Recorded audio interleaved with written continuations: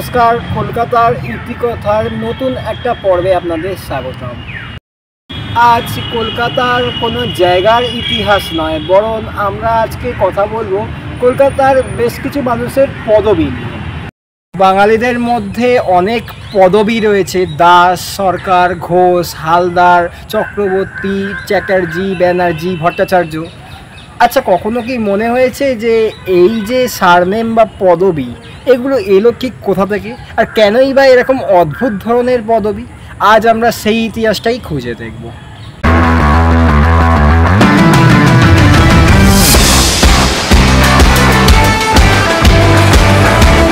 বৈদিক যুগে মূলত কাজের ভিত্তিতে এবং তাদের বাসস্থানের ভিত্তিতেই এই পদবী দেয়া হতো। সেই সময় যারা শিক্ষাদান করত তাদের প্রায় সকলকেই উপাধ্যায় পদবীতে ভূষিত করা হতো। সেই সময় পারিবারিক সূত্রে ব্রাহ্মণত্ব থেকেও যাদের মধ্যে ব্রহ্মজ্ঞান ও প্রকৃত গুণ ছিল তাদেরকেই ব্রাহ্মণ বলে ডাকা হতো। ব্রহ্মচর্য, গার্হস্থ্য, বানপ্রস্থ ও সন্ন্যাস, এই চতুরাশ্রম কিন্তু এই ব্রাহ্মণরাই পালন করত। আর তার জন্য এদের সকলের উপনয়ন ব্যবস্থাও ছিল স্বাভাবিক এবং সবার করা হতো। যদিও কনৌজ থেকে আদিসুর রাজা 5 জন ব্রাহ্মণ পরিবারকে বঙ্গে নিয়ে আসেন, যারা বর্তমানে মুখোপাধ্যায়, গঙ্গোপাধ্যায়, বন্দ্যোপাধ্যায়, চট্টোপাধ্যায় ও ভট্টাচার্য। এদের পূর্বসূরি উপাধ্যায় নামে পরিচিত ছিল। সেন যুগের ইতিহাসে এই উপাধ্যায় শ্রেণী যে কান্যকুব্জ পণ্ডিতবর্গ, এতে কিন্তু কোনো সন্দেহ নেই। যারা মুখে মুখে বেদ শিক্ষা দিতেন তাদেরকে বলা হতো মুখোপাধ্যায়। তবে অনেকেই মনে করেন যে যারা মুখা নামক স্থানে যে সমস্ত উপাধ্যায়রা থাকতো তাদেরকেই বলা হতো মুখোপাধ্যায়।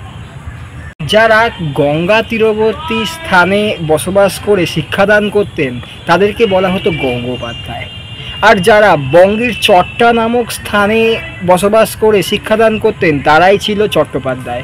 বঙ্গের চট্টা, যা বর্তমানে আজ বাংলাদেশের চট্টগ্রাম। যে সমস্ত উপাধ্যায়েরা পূজা অর্চনা, বন্দনা এসব করতেন তাদেরকে যথাক্রমে বন্দ্যোপাধ্যায়, এবং যে সমস্ত ভাট নামক আচার্যরা যারা যুদ্ধ কৌশল শেখাতেন, অস্ত্রচালনা শেখাতেন, তাদেরকে ভট্টাচার্য বলে উপাধিতে ভূষিত করা হয়।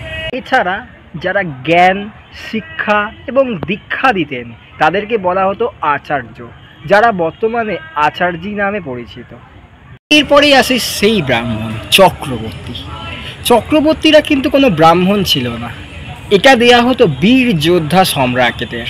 এই সমস্ত রাজাদের আশেপাশে চক্রাকারে অন্যান্য রাজারা তাদের শাসন এবং আধিপত্য স্বীকার করে নিতে বাধ্য থাকত, তাদেরকেই চক্রবর্তী বলা হতো।